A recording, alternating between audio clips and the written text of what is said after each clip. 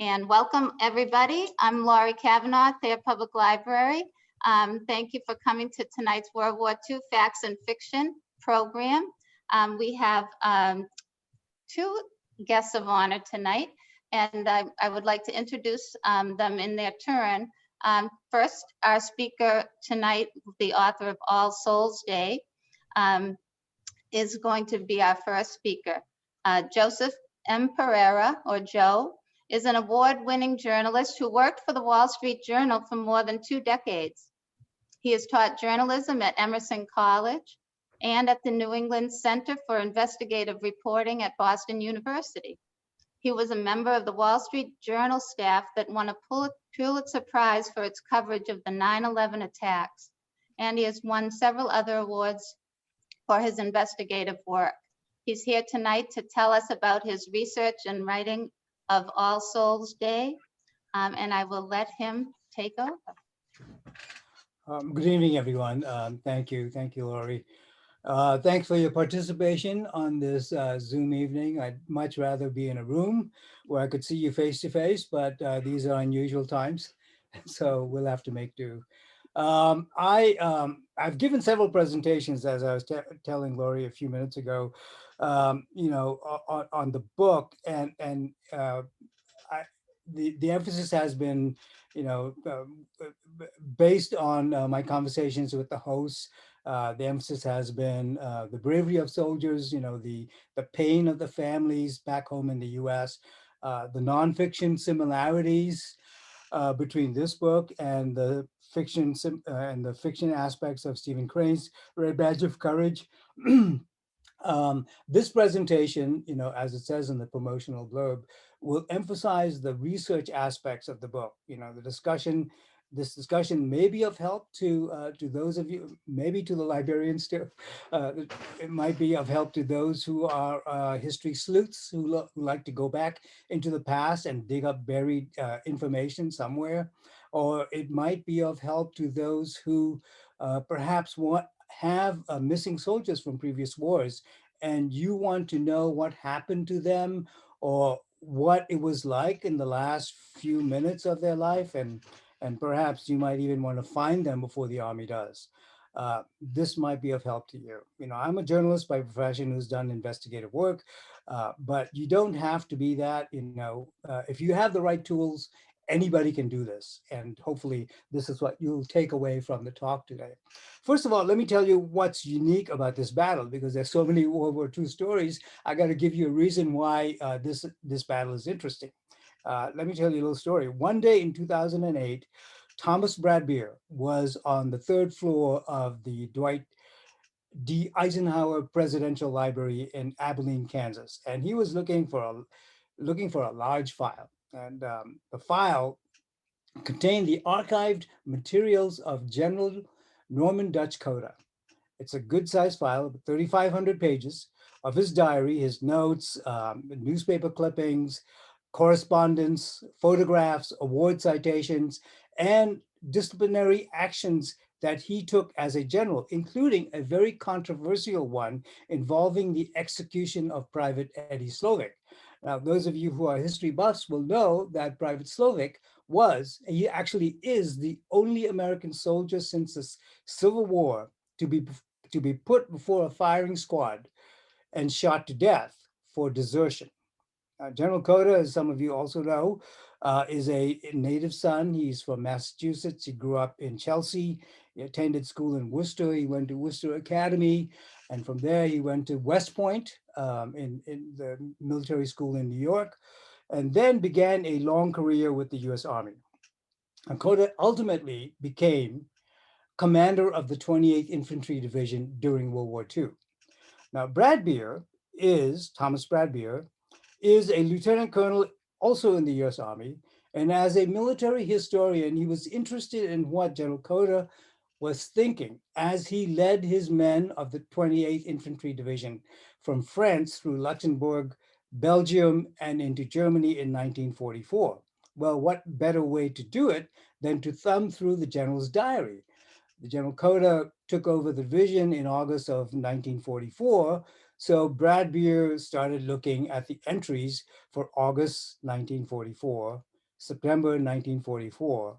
But when he came to the months of October and November, he found that there were pages that were missing.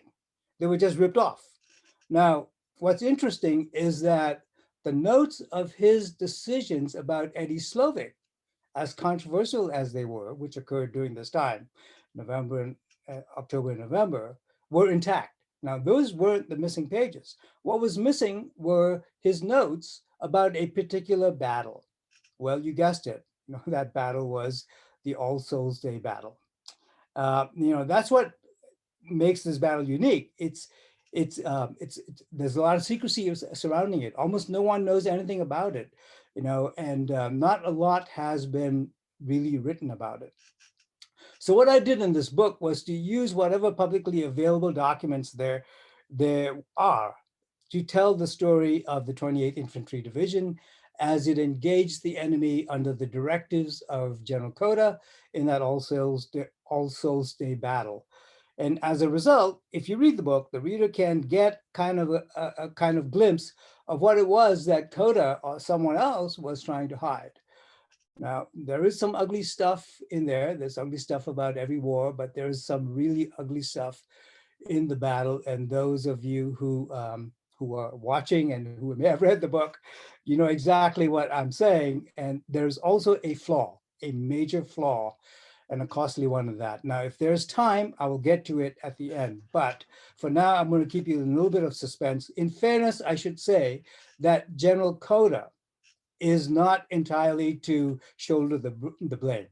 Now, he was taking orders from at least 3 levels of superiors above him. Courtney Hodges, who is the general of the First Army, the 28th Infantry Division was part of the First Army. Omar Bradley, Hodges' superior, was the general of the US Army. And Dwight D. Eisenhower, the supreme commander of the Allied Expeditionary Forces in Europe, were all involved with the decision making. So they were all complicit. Now I'm going to ask you to bear with me as I switch. I'm going to share screens. I'm going to show you, I'm going to give you a glimpse of the sources that I use for this book. If you just hold on for a second.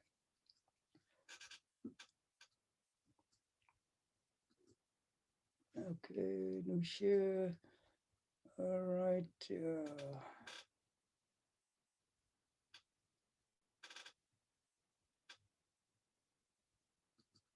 Okay.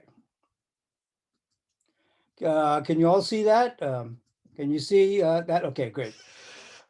So for this book, I basically consulted with, I read most of the 31 books, the bits and pieces of information that I got from various accounts that fit into the Hurtgen Forest story, the All Souls Day battle story. There are 30 newspapers and magazines, 2 diaries of generals, 3, and I got information from 3 museums, 2 national archives, those are government libraries, 1 military history institute from Carlisle, Pennsylvania, 1 presidential library. I think I'll let you guess which one that is. 3 university libraries, 2 public libraries, and 16 private collections of families. These consist mostly of photographs and soldiers and letters that soldiers wrote home. And in addition to that, I got also information from 2 FOIA documents. These are documents that are not publicly available. And unless you make a pretty reasonable argument that you need the information there, well, it actually be persuasive, more than reasonable, the government is obligated to release them to you. And I got 2 of those documents. In addition to that, there are 147 declassified Army documents. These are battlefield reports and battlefield maps. Believe it or not, maps are very handy if you want to do investigative work or research. So that's basically the, those are the sources. These are the names of the books. I won't bore you with them. You can find them in the back of the book, or if you go online, you can get some of these sources. The manuscripts. These are battlefield reports that I got from these different various sources. And that's pretty much it. I should note that YouTube is also here. There's YouTube here.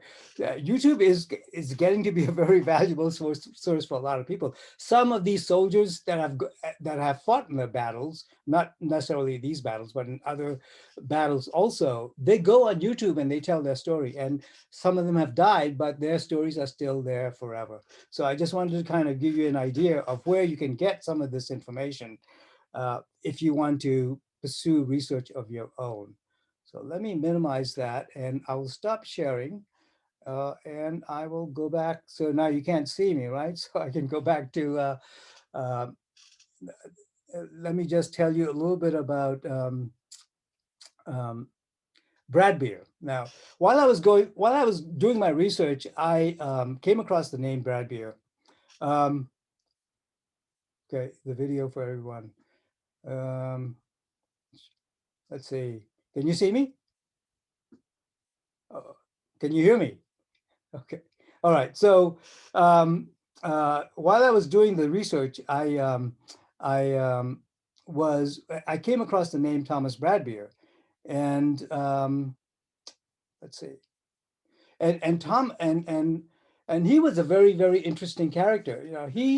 Uh, uh, obviously I knew that he had a lot of information that I needed. And so I Googled him and he came up, it was as simple as that.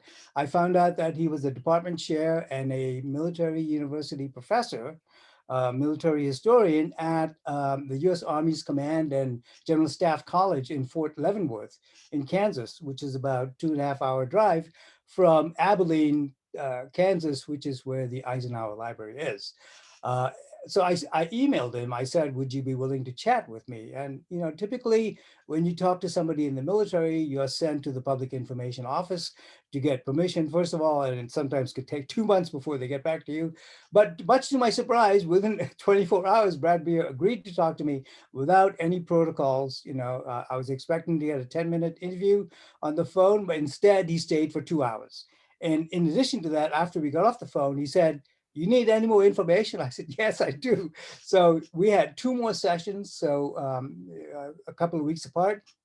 And he finally gave me, I think, about a total of 7 hours of sessions. And that was really very important for me in researching the story because he gave me a huge break.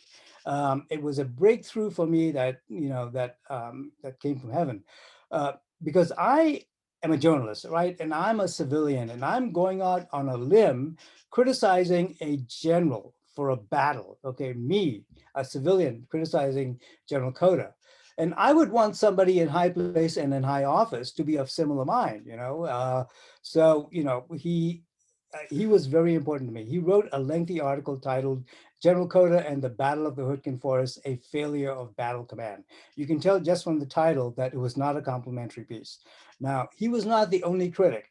There's another high-ranking military historian by the name of Daniel Bolger. He's a retired lieutenant general.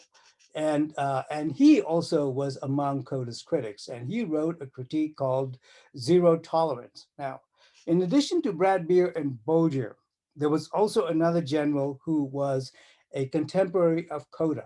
His name was General Gavin.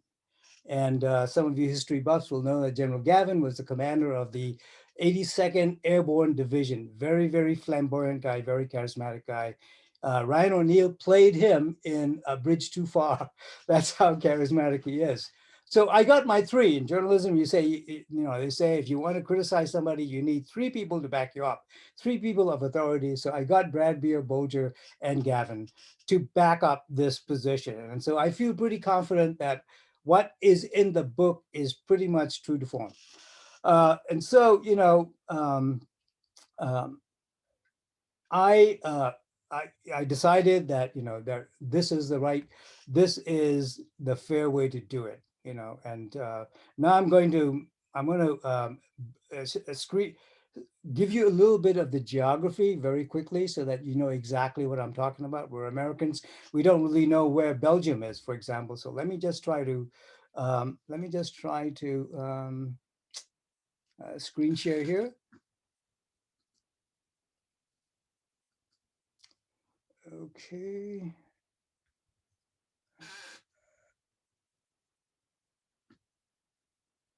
you go. Okay. All right, so here is the geography of the places that you'll need to know if you want to read the book, whether you get it from the library or you buy it from wherever. This is July 22nd, 1944. This is about 6 weeks after the Americans decided to participate in the European theater. That was the famous day, June 6th, D-Day, the 6th of June. Everybody knows that. And so this is July 22nd. The infantry division they leave Bournemouth, which is in southern England, and they sail in 3 or 4 battleships across the English Channel to Omaha Beach. The French call it Virville-sur-Mer. And from there, they go to Saint-Lô. They're once again pushing back the Germans and fighting pockets of German resistance along the way. From Saint-Lô, they go to Sourdeville. If you know France, that's where Sourdeville is. And from there, the La Haute Chapelle, excuse my French, it's a terrible accent. And then there's Conches here. After that, they move forward and towards Paris. Now, these are pictures that were actually taken by someone who was a member of the 28th Infantry Division back in July and August of 1944. He was a medic, so he was able to stay in the back. And he took some of these pictures. I'm going to show it to you really very quickly to show what these members of the infantry division had to face as they chased down Germans and took them prisoners or drove them out of houses like this. This is a phosphorus bomb that they threw on the roof of a French farmman. And from Conches, they moved to Versailles, which is outside of Paris. And on August 29, 1944, another very, very important historic day for the French and for the rest of the world, it's called Liberation Day. They marched through the streets of Paris. And here is the 28th Infantry Division, 15,000 soldiers strong, very, very sternly and solemnly marching down the streets, the Champs-Élysées. And here are some award-winning pictures taken by AP photographers back then of the 28th Infantry Division celebrating a very, very historic day. Look at the smiles. They're all really very, very happy. And so from Paris, they go towards Luxembourg, which is in American miles, about 250 miles or so. A lot of them walk this distance. And then from there, they, once again, pushing Germans back, they moved up into Belgium, which is right around here. And from Belgium, they moved east to the border, the Siegfried Line, the border of Germany. And that's where our action takes place. The Hürtgen Forest, it's a little known forest, but that's where the All Souls Day battle happened on starting on the 2nd of November. This is an actual aerial photograph of that battle scene with the positions of the soldiers right there. Now, this type of map came in really very handy for me because I really was able to get a hold of the details that I needed for the book from just looking at these maps. It's titled here, The Attack on Wassenack, the town here on November 2nd. And you might wonder why the battle is called All Souls Day. Well, in Christianity, in Christendom, Christian churches commemorate their dead on the 2nd of November, and that is where the name All Souls Day comes from. It's the day the battle was launched. Okay, now I'm going to stop sharing a bit. I'm going to go back for a second and tell you a little bit of the significance of this battle. Why are we really interested in this battle? And that's because, one reason that there is a lot of secrecy surrounding the battle, it's because it was the worst defeat suffered by the US Army in Europe during World War II. To give you a little bit of perspective, Normandy, the casualty rate there was 7%. And the casualty rate in the Battle of the Bulge was 15%, 1-5. The casualty rate in All Souls Day at that battle was 64%. Enormous. Now, the Americans in this battle were way over their heads. As a result of the US Army being so badly defeated, they had to retreat with such haste from the battlefield that it was forced to leave its wounded and its dead behind. And that explains the last part of the book's title, which is The Search for the Lost Battalion. Now, the disappearance of the soldiers is sort of a mystery, and I get into that a little bit in the book. Missing soldiers are usually lost at sea. You know, they fall into the water, they're moved by the waves to a different part of the ocean, and they disappear in the waters. Or, you know, they're in the middle of the jungle and they have to be left there, and it's very difficult to get coordinates of a jungle out of nowhere. But with Germany, you know, with All Souls Day battle, the battle was fought in 3 towns. And Germany was full of people grateful for the Americans for liberating them from Hitler, and were very willing to help the Americans.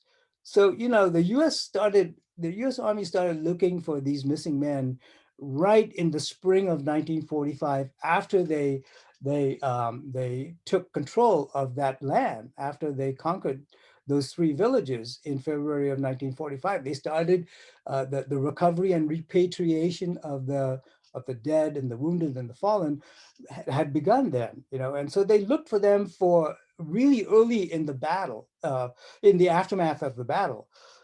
And, you know, for the next 5 years, from 1945 to 1950, they looked and looked and looked with the help of the Germans. And then in 1950, they halted the search and wrote a report saying that they couldn't find any more of the missing. And, you know, at that point, there were about 200 soldiers still missing from that All Souls Day battle and the battles that were fought more or less around that time. And so now, let me tell you a little bit about the research. How much time do I have? Okay. Well, I'll just mention to any of the audience who has questions, if you want to type them into the chat. We've got Joe on a tight time limit. He has a lot of information, and I asked him to try to keep it to a time limit. But if you have a question, put it in the chat and we can ask him. You have about 5 minutes, Joe. Oh, okay, all right. Then there'll be question time. Oh, okay. Couple minutes, yeah. A couple of minutes question time. Okay. Let's see here. All right. So I want to show you a little bit about. Can you see that? Yes. So you can see it. Okay. All right. So I want to show you a little bit about some of the research that is available out there. Somebody asked me, you know, how is it that you coming along 70 years later can find stuff that the families themselves, you know, who are related to the soldiers couldn't find back then? One simple answer, there are many answers, but one simple answer is the fact that a lot of the documents were classified at that time, but around the 1970s, they started getting declassified. And one document that was really helpful for me was the individual deceased personnel file, which is a file that's kept on every soldier who is missing. You know, if they're missing, they're considered deceased. And this particular file was on Michael Longcar, who is one of the soldiers who fought in the All Souls Day battle, and he had this file. So with the help of the family, I am not privy to get that information, but with the help of the family, I was able to get his file. And it all depends, you know, some files have lots of information and some files don't. In his particular file, I want to show you what I found that helped me with my research. In his file, there is actually the names of people. They group him in company A. So, you know, let's see here. I can't find the A. And so I don't know if you can see the cursor here, but here's company A. Now, there's no way for families to know what company they belong to, but in this file, they actually identified the company that he was in. And in addition to that, some of his comrades were also named. And so here's Michael Longcar, and here's John Farrell and Edward Jones. Those are very, very valuable information to me as I went about trying to research this project, because now with the map, this is a different map than the one you saw a few minutes ago. this is a map of Komashite. And this map tells me that Company A was right here, right in this area here. And so I knew how to use the map from 1944 and interpolate it onto the map that is, that's available now with Google. And so, with these two maps, I put them right next to each other. And luckily for me, there is this major thoroughfare here, the street called Komashite Street or Strasse, that is basically the same. That there is a kind of a chicken bone um, um, figure to it, and there's a chicken bone figure to it here. And so just using these as a sort of a demarcation point, you are able to find where some of these soldiers were fighting at that time and where soldiers might be found today. And so what I did then after that was to try to mark the old map with the new map. And here in 2013, a couple of soldiers were found. Okay, there was a couple of soldiers from this Company A belonging to Michael Longcar's group. Edward Jones, he was one of Company A, and John Farrell, he was one of Company A's soldiers. They were found right here. And so what I did was, you see the road branch off here, and this is that same road here. And here is a soldier from that Company A, Lemuel Herbert, who was found right in this area. And here is Jones and Farrell found right in this area. And so using the map from 1944, you can tell that those soldiers were pretty much buried where they were found, because that's where they were last seen on the battlefield. And what's interesting about this is that this family here has said that there's somebody buried there, and that's this house. So one of the soldiers from this company, and I think I know who that soldier is, it's Sidney Weaver, is buried somewhere in this yard. And before the army gets to it, this family, if they so wish, can get right there and ask them if they could just use a metal detector and try to see if there's anybody buried in their property, on their property. And so, it's sort of that kind of investigative work, or it's basically very, very simple research that you can do. There is this file you access to archival database that you can go to, and you can get information on, for instance, Edward Jones, everything, where he lived and all of that. And, and these are the places that you can go to find the next of kin. And I just want to leave you with this thing. I'll leave it at that. There is a library journal, which is a journal that a lot of libraries in the United States subscribe to, and they had this to write. They had this critique of the book, a moving account of not just a seminal battle, but the lasting effects of those waiting for decades to know what happened to their loved ones. And so if you have a loved one still from this battle, if you read the book, you might be able to find them yourselves. And with that note, I will just open it up for questions. Okay, Joe, we did have a question in the chat. All Souls Day casts doubt upon the stereotype that during World War II, all American soldiers fought bravely. The book reveals how many American men sought to be excused from military duty and how many GIs ran away or deserted. Does this darken the reputation of the greatest generation? And I know that's a huge question, but if you can try to tackle it in a short. Yeah, absolutely. It's a very good question. And that hits right to the heart of the book. And that's why I have the story of Eddie Slovic in there, because Eddie Slovic was shot before a firing squad because he was afraid. He didn't want to face the Germans. The Germans were too overpowering a force in this particular battle. And I would have done exactly what Eddie Slovic did. Actually, if you read the book, there are about 1,000 soldiers who are facing the German army a few days after the launch of the battle on the 4th of November. And this is an account right out of the New York Times. There's a New York Times reporter who is situated on a hill, and he describes the whole battle. Now, the New York Times says that the German forces were just overpowering. They came on to the Americans who were just standing there with small little M1 rifles. They descended upon the Americans with 16 tanks. And the Americans couldn't get their tanks there because that's the flaw in this particular battle, because they chose the wrong road. And so you will find all of this out in the battle. So to answer the question, the greatest generation that ever lived is no different than the generation that lives today. People are people. They were very, very good in going over to fight somebody else's battle, somebody else's war, but Hitler was a threat to the United States as well. And I would, there were a lot of very brave people in the book, and the book focuses on the brave people. But the day before the brave people died, on the 6th of November, there were 1,000 American soldiers who ran to the back. And if I was living back then, if I was born in 1924, I would have been running with them. Okay, thank you, Joe. Thank you very much, Joe, for that.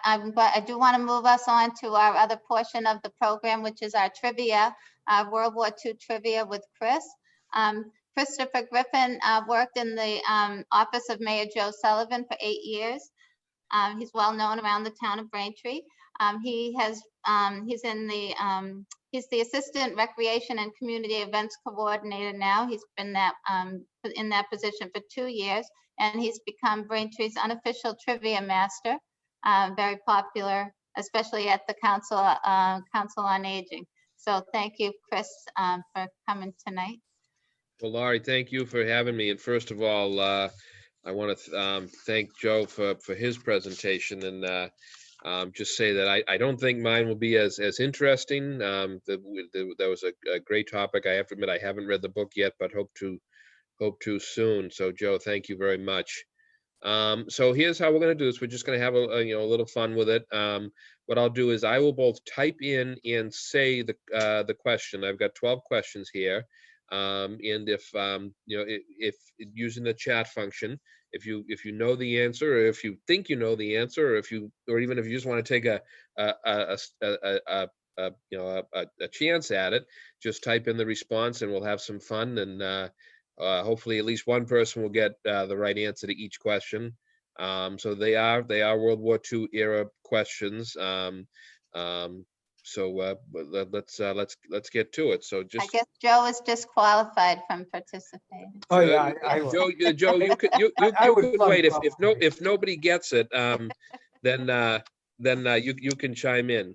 So I just want to make sure we put the question in as well.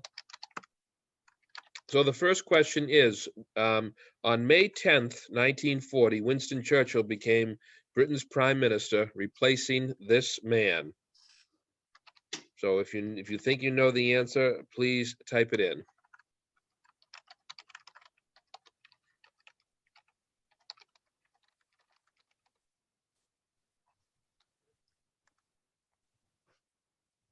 And we've got a lot. John, my friend John Thompson, he's got it. John Strachan has it, as does Steph. So so I think we started out with an easy one there. The correct answer is he had served 3 years prior to that, but in early May he was very nearly defeated in a vote of no confidence, and he turned it over to Winston Churchill, who at the time was serving as First Lord of the Admiralty. So the correct answer is, and it seems most who chimed in got it, it's Neville Chamberlain. All right. So question number 2. During the invasion of Normandy on June 6th, 1944, what were the code names of the 2 beaches where U.S. forces landed?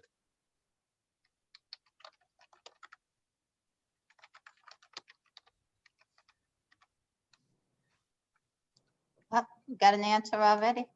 We do. I will say, Janice, you're half right. Oh, John Thompson chiming in. Excellent. Everybody said we got a lot of people coming in here with the right answer. Juneau is close. Juneau was one of the British or Canadian beaches, but the correct answer is Utah and Omaha. So congratulations to those who got that answer right. All right, question 3. In late 1945, U.S. forces driving from the west and Soviet forces driving from the east met at this river in Germany. Oh, Evelyn, you got it right away. The Elbe. The Elbe. No time for you to type in those Yeah, questions. and as a personal note, my grandfather, technical sergeant Dan Griffin, was at that moment. So that's a point of pride in our family. Question 4. I think we're getting a little bit harder here.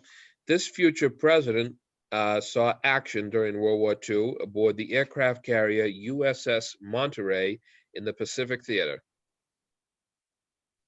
Again, the question is, this future president saw action during World War II aboard the aircraft carrier USS Monterey. John Thompson, right away. Again, John, you're pulling away in this here. The correct answer is, anybody else want to take a guess? The correct answer is, he later became the 38th president, Gerald R. Ford. Well done, John. All right, question 5. During the Battle of the Bulge in December of 1944, this division famously held out despite being surrounded by German forces at the Belgian town of Bastogne. We need the division. Very good. Yep. It seems everybody is coming in with the correct answer. John, you didn't get it first this time, but you do have the correct answer. It was the 101st Airborne. So thank you very much to everyone who got that one right. All right, question 6. The operation to capture a number of bridges on the Rhine, famously portrayed in the 1977 film A Bridge Too Far, was codenamed what? It was Operation. Well done, Evelyn. Well done, John. Wow, this is impressive. Very good. The correct answer was Operation Market Garden. So thank you very much to those who got that right. Question 7. On June 5th, 1944, the day before the D-Day landings, Allied troops liberated what city?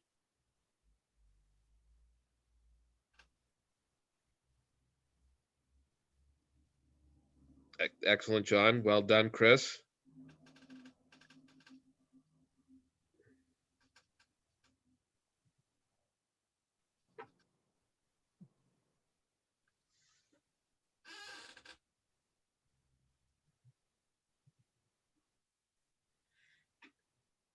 So some of the answers are coming through to everybody and some are just to the panel. So. Yeah, so the correct answer is Rome. The correct answer is Rome. I think everyone knew it was Italy, so. Yeah, correct answer was the city of Rome. All right, question 8. These two World War II era generals would go on to be president of their respective countries. There were 2 World War II era generals who eventually would go on to be president of their respective countries.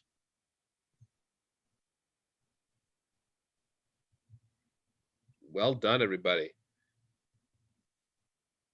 Yep, John, yeah. We have some history buffs with us today. So this is the correct answer, yeah. And some fast typists. Most everybody rightly got President Eisenhower, and the other World War II era general was General de Gaulle, who eventually in the 1950s and 60s would become president of France. So we're moving right along. I'm very pleased we have all these history buffs with us tonight. Question 9. General Douglas MacArthur accepted the surrender of Japan in September of 1945 aboard what battleship?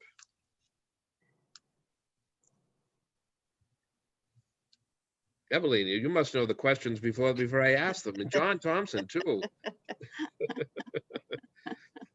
Yeah, and the correct answer is, a few more people want to submit. The correct answer is the USS Missouri. Very well done. All right, we're moving right along here. Question 10. This World War II era song, sung by Dame Vera Lynn, gained new popularity last spring as countries went into lockdown during the COVID-19 pandemic.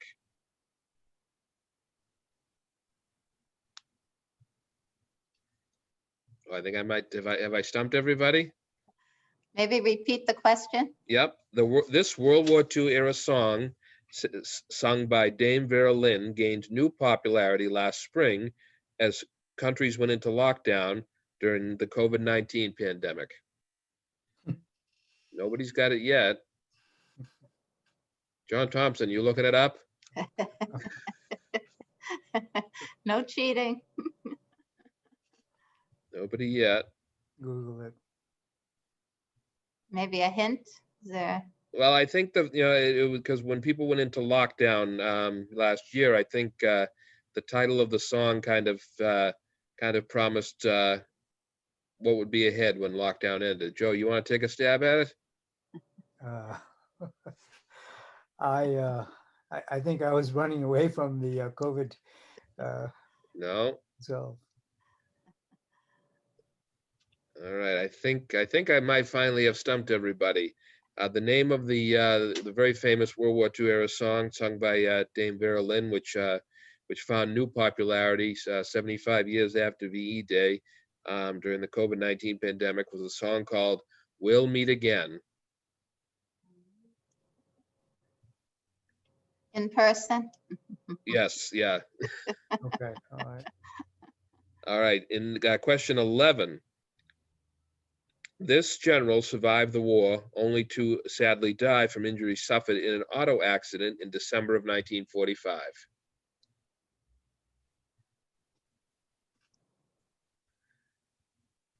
All right, I think we're back to an easy one here. General Patton is correct. Thank you very much to those who sent that one in. And finally, the final question. World War II led to the creation of this organization in the hopes of preventing another worldwide conflict. Well done, Evelyn. Very good. Very good, everyone. It turns out that that's Ken. He's using Evelyn's Zoom. Well, Ken, you were good tonight. You must have had a copy of the sheet beforehand with all the questions on it. And John my friend John Thompson too. You guys know your history. No, I hope you enjoyed putting your history brains to work tonight with a couple of questions. And Joe, certainly thank you for that excellent talk. And Laurie, thank you for all the work you did putting this together. So, Thank you. So we want to thank all our friends over at the Thayer Public Library. Thank you. Yeah, don't forget the library when you're doing your research too. Yeah, and I think Joe, I think you have one more question that just came in. What does it say? Let's see. He was a hero in North Africa and a hero in D-Day. Yeah, exactly. I'll read the question if you don't mind, Joe, and then you can answer. Go ahead. Okay, the question is, General Coda, the commander of the 28th Infantry Division of Hurtgen Wood, was a hero in North Africa and a hero on D-Day. During the All Souls Day battle, however, General Coda did not do what he was known for, leading from the front, but instead he directed his soldiers from behind the lines. He did not understand how his soldiers were pinned down and overwhelmed. You mentioned Army historian Thomas Bradbeer. What is Bradbeer's estimate of the reputation of General Coda, and do you agree with it? Absolutely. General Coda was a soldier's general. So what that means is that he was really, he led from the tip of the spear rather than from the back of the spear in military language. So in D-Day and in North Africa, he was the first on the beaches.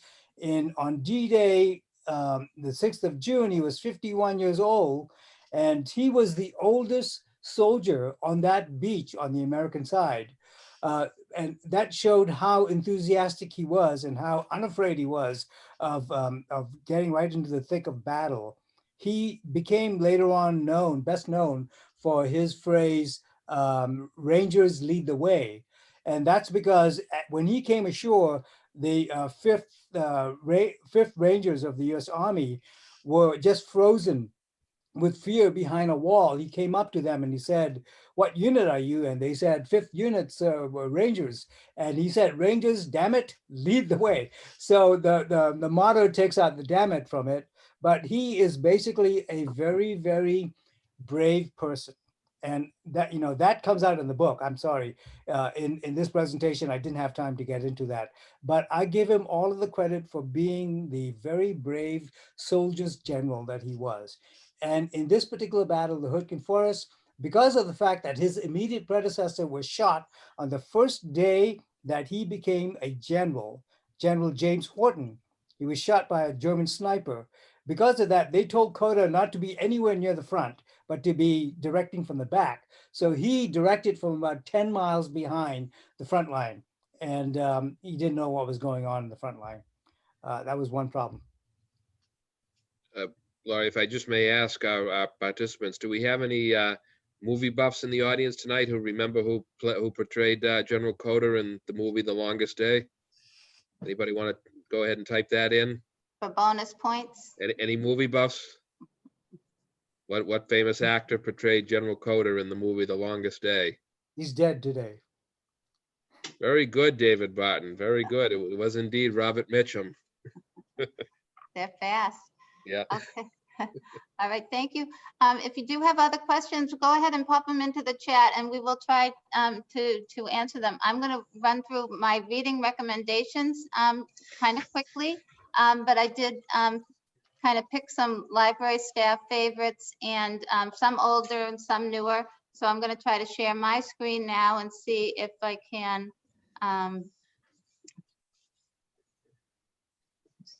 share this PowerPoint. So let me see if it'll move forward. So the first one, of course, is All Souls Day by Joseph M. Pereira and John L. Wilson. It is available at the library, but is also available wherever books are sold. So I know that you all know all about this book and that you are all interested in reading it.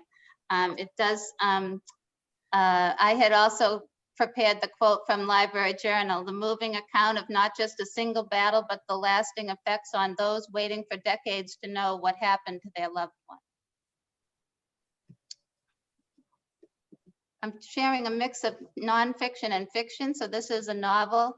This is a real crowd pleaser. I haven't heard of anyone who didn't like this one. All the Light We Cannot See by Anthony Doerr. It was a Pulitzer Prize winner, a New York Times Book Review top 10 book, a National Book Award finalist. I spent more than 2.5 years on the New York Times bestseller list. You've probably all read it already, but it's a complex, multi-layered work of literary fiction about a blind French girl and a German orphan boy in occupied France. This is just a beautiful book, beautifully written and just a beautiful story. This is a very popular nonfiction book right now, The Splendid and the Vile, also on the bestseller list, A Saga of Churchill Family and Defiance During the Blitz. Was named one of the best books of 2020 by the New York Times, NPR, Time Magazine, and Washington Post, among others. The New York Times Book Review said, through the remarkably skillful use of intimate diaries as well as public documents, some newly released, the author has transformed the well-known record of 12 turbulent months stretching from May of 1940 through May of 1941 into a book that is fresh, fast, and deeply moving. So it's nonfiction that reads like a novel, and I've heard great things about this one. The Alice Network is one we just read for our book club. It's a very popular book club book. It's a dual timeline novel set in France. It weaves together a World War I story about a network of brave women spies with a World War II story about a young woman looking for her French cousin who was working with the resistance and has been feared lost, feared dead since the war ended. This one's available on Hoopla and Overdrive as well as through the library. This author followed this book with the book, a novel called The Huntress, which is about a male English journalist and a female Russian bomber pilot who joined forces to track the Huntress, a Nazi war criminal who's gone to ground in America. So that's also gotten great reviews. This is a fairly new nonfiction book, Paper Bullets by Jeffrey H. Jackson. It tells another kind of a little known story, part of history, about an audacious anti-Nazi campaign undertaken by two French women who drew on their skills as avant-garde artists to write and distribute paper bullets, which were wicked insults against Hitler, calls to rebel, and subversive fictional dialogues designed to demoralize Nazi troops occupying their adopted home on the British Channel Island of Jersey. This title is also available as an ebook on Hoopla. This one is a staff favorite, The Last Year of the War by Susan Meisner. In 1943, Elise Sontag is a typical American teenager from Iowa. She's aware of the war, but she's distanced from its reach. Then her father, who has been a legal U.S. resident for nearly 2 decades, he's suddenly arrested on suspicion of being a Nazi sympathizer. So her German-American family is sent to an internment camp in Texas and then to Germany as part of a prisoner exchange. And that is based on a true story, which the true story is told in this nonfiction book, The Train to Crystal City, FDR's secret prisoner exchange program and America's only family internment camp during World War II. So it's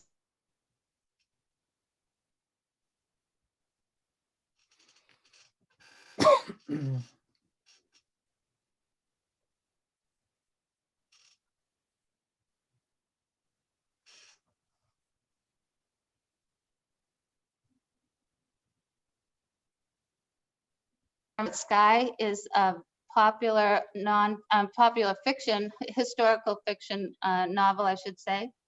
I hope everyone can hear me. I'm getting a warning about my internet connection. This one is also based on a true story.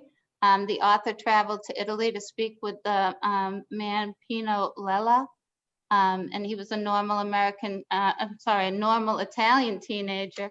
He was obsessed with music, food, and girls. But when his family home in Milan is destroyed by Allied bombs, he joins an underground railroad helping Jews escape over the Alps. This one is being made into a movie. Probably everyone has heard of this one, Winter of the World by Ken Follett. Since we all have more time on our hands with the pandemic, if you haven't read this one, it's a historical, it's more like an epic family saga. It's almost 1,000 pages, spanning the World War II years, and it's preceded by Fall of Giants and followed by Edge of Eternity. Go ahead, Chris. Laurie, if I can say, I've recently last year I read the trilogy, and I can second your opinion that it's an incredible set of books. I mean, I've always enjoyed Ken Follett, but he just absolutely knocks it out of the park with that trilogy.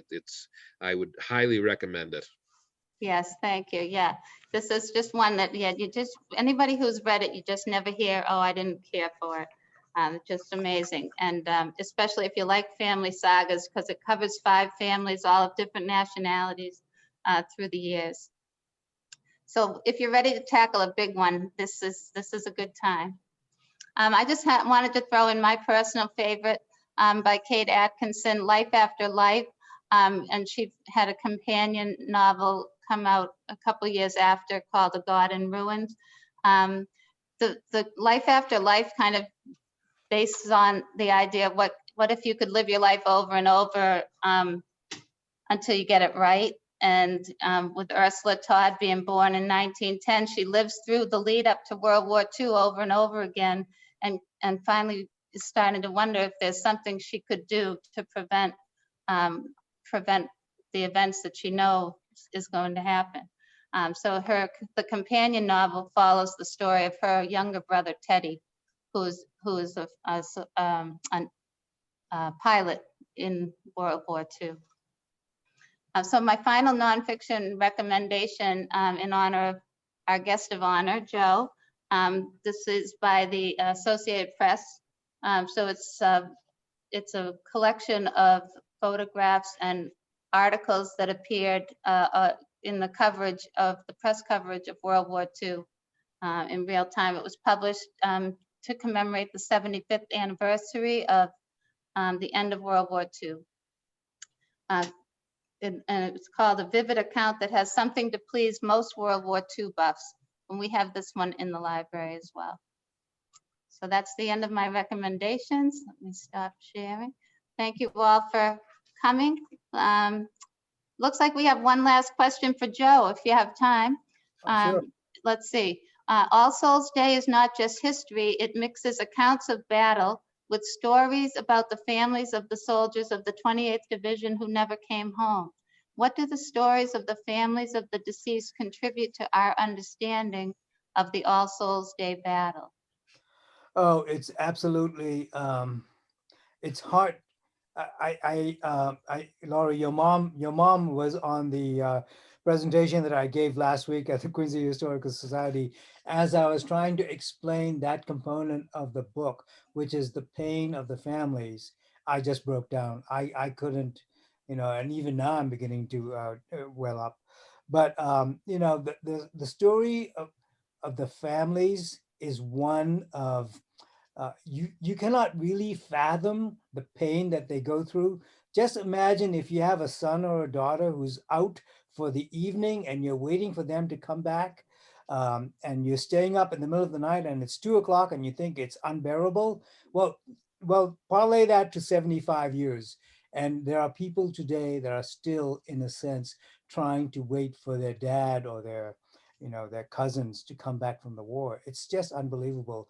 I interviewed some people and they had to break the interview up. They had to ignore my request for follow-ups for a long period of time. It wasn't because they were nasty people. It was because the pain was too unbearable for them. And if there is, if somebody's going to make a movie about this book, they really have, not I'm saying that they will, but they really have to add the component of what's called the not knowing. The not knowing is a very, very really disturbing psychological phenomenon that it's as strong as PTSD. But the family's pain is really a big part of this book. Yes, and I can imagine that personalizing the stories of the soldiers too, it just helps add meaning to their sacrifice, I would think. And their love, yes. Yeah. How can you love somebody that you've never seen? But actually that love is handed down from generation to generation. And I talk to nephews and nieces who have never seen their uncles, and they are just madly infatuated with them. Well, great question. Thank you all for coming tonight. We had a bit of snow, so we didn't have to go out in the snow, and it was in that way, it was nice to be virtual. And thank you very much, Joe Pereira and Chris Griffin, for your participation and your sharing your knowledge with everyone. So this is Thayer Public Library again, and we appreciate your coming, and thank you very much. Thank you. Thank you all.